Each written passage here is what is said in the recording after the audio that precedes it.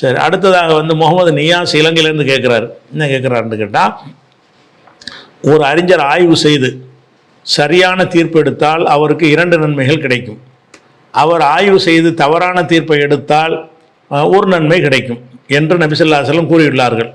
இப்போ என்னுடைய கேள்வி என்னவென்றால், இன்ன செயலுக்கு இன்ன தண்டனை கிடைப்பதாக சொல்லக்கூடிய ஒரு ஹதீஸை ஒரு அறிஞர் இஹ்லாஸான முறையில் ஆய்வு செய்து அந்த ஹதீஸை மறுக்கிறார் என்று வைத்துக்கொள்ளுங்கள்.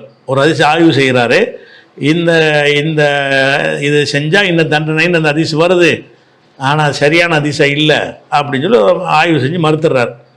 ஆனால் அந்த ஹதீஸ் அல்லாஹ்விடத்தில் சஹீஹாக உள்ளதுன்னு வைத்துக்கொள்ளும். அல்லாஹ்விடத்தில் இவர் மறுத்துடுறாராம், ஆனால் உண்மையில் வந்து அல்லாஹ்விடத்தில் சரியான ஹதீஸாக இருக்குது.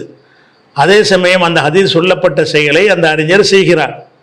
இப்போ அந்த அறிஞருக்கு அந்த செயலை செய்ததுக்காக தண்டிக்கப்படுவாரா அப்படின்னு கேட்குறாரு. அதாவது ஒரு அறிஞரை ஒரு ஆய்வு செய்கிறாராம், ஆய்வு செஞ்சு இந்த செயல் தவறு என்று ஆய்வுக்கு அவருக்கு பட்டுருச்சு. ஆனால் என்ன செய்கிறார், அவர் நினைக்கிறாருன்னா நமக்கு தவறுன்னு படுது, ஒருவேளை அல்லாட்டது சரியாக இருக்கலாம்ல அப்படி நினைத்ததை செய்கிறார். செஞ்சிட்டாருன்னு சொன்னால் அவருக்கு அந்த செயலை வந்து அவருடைய நிலைமை என்ன அப்படின்னு கேட்குறாங்க. இப்போ உங்களுக்கு வந்து அந்த எந்த ஹதீஸை நீங்கள் ஆதாரமாட்டி கேட்குறீங்களோ அந்த ஹதீஸிலே அதுக்கு ஆன்சர் இருக்குது. என்ன ஆன்சர் இருக்குதுன்னு கேட்டால், அது புகாரில் வரக்கூடிய ஒரு ஹதீஸ் தான். எப்படி வருது, புகாரில் வந்து நீங்கள் எடுத்துக்காட்டின ஹதீஸ் 7352வது ஹதீஸில் வருகிறது. இதா ஹக்கமல் ஹாக்கிமும், ஒரு நீதிபதி தீர்ப்பளிக்கக்கூடியவர் தீர்ப்பளிக்கும் பொழுது ஃபஜ் தகத, நன்கு ஆய்வு செய்து, சும்மா அசாப, அவர் சரியான முடிவை எட்டிவிட்டார் என்று சொன்னால் ஃபலஹு அஜ்ரானே, அவருக்கு 2 கூலி இருக்கிறது.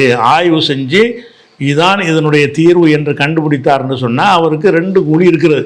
ஒய்தா ஹக்கம, அவர் தீர்ப்பளிக்கும் பொழுது ஃபஜ் தகத, ஆய்வு செஞ்சு சும்மா தவறான முடிவை அடைந்து விட்டார் என்று சொன்னால் ஃபலஹு அஜ்ருன், அவருக்கு 1 கூலி இருக்கிறது.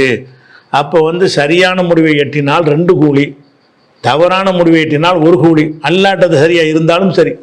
இதுக்கு என்ன அல்லாட்ட சரின்னு தான் அர்த்தம். தவறான முடிவை எட்டிட்டாருன்னா என்ன அர்த்தம், அது அல்லாவிடத்தில் சரியாக இருக்கலாம். ஆனால் இவர் என்ன செஞ்சிடறாருன்னு கேட்டால் தவறுங்கிறார்.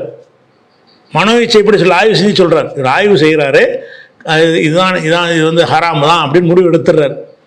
அல்லாட்டி நெசமாக ஹராம் இருக்குன்னு வைங்க, 2 கூலி.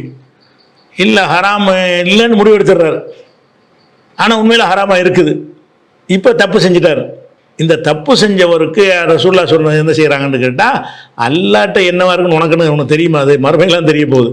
அல்லாட்ட சரியாக இருக்கக்கூடிய ஒரு விஷயத்தை நீ தப்புன்னு முடிவு எடுத்தாயானால், ஆய்வில் எடுத்தாயானால் உனக்கு ஒரு கூலி இருக்குன்னு தான் சொல்கிறாங்க. அப்போ நம்ம அதை செஞ்சாலும் தண்டனை கிடையாது. நம்ம ஒரு விஷயத்தை செய்கிறோம், தவறான முடிவு தான், ஆனால் தவறு என்பதற்காக நம்ம செய்யல, நம்ம ஆய்வு செஞ்சு எடுக்கிறோம். நம்ம ஆய்வு செஞ்சு பார்த்த வகையில் இது தவறு என்று தெரிகிறது, இது ஹராம் என்று தெரிகிறது, அல்ல ஒரு ஹலால் என்று தெரிகிறது. ஒரு ஹராம்னு எல்லாரும் சொல்கிறாங்க, நான் ஆய்வு செஞ்சு அதை ஹலால்னு நான் நினைக்கிறேன். நான் நிஜமாக உண்மையாக ஆய்வு செய்யணும். நான் அதை விரும்பி மனம் வச்சு இப்படி வளைச்சிடக்கூடாது. அதை ஆய்வுண்டா அர்த்தம் தானே. இஜித்தகதனால நல்லா கடுமையாக உழைக்கணும். கடுமையாக உழைத்து ஆய்வு செஞ்சு நம்ம ஒரு சரியான ஒரு முடிவு எடுக்க பாடுபடுறோம். அல்லாவிடத்திலும் சரியான முடிவாக இருக்கும் என்று சொன்னால் 2 கூலி கிடைக்கும்.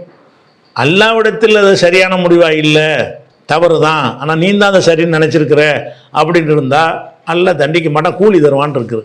அதனால் குற்றம் வராது. வழங்குதா? அல்லாவிடத்தில் சரியாக இருந்தாலும் சரி தான், நீங்கள் எதை ஆய்வு செஞ்சு கண்டுபிடிச்சிங்களோ அதன்படி தான் நீங்கள் நடக்கணும். அதுக்கு 1 கூலி கிடச்சி போயிடும். ஏன்னா அல்லாஹ்வுடைய விஷயம் உங்களுக்கு இப்போ தெரியாதுல்ல, மறுமையிலான தெரிய வரும். சரி.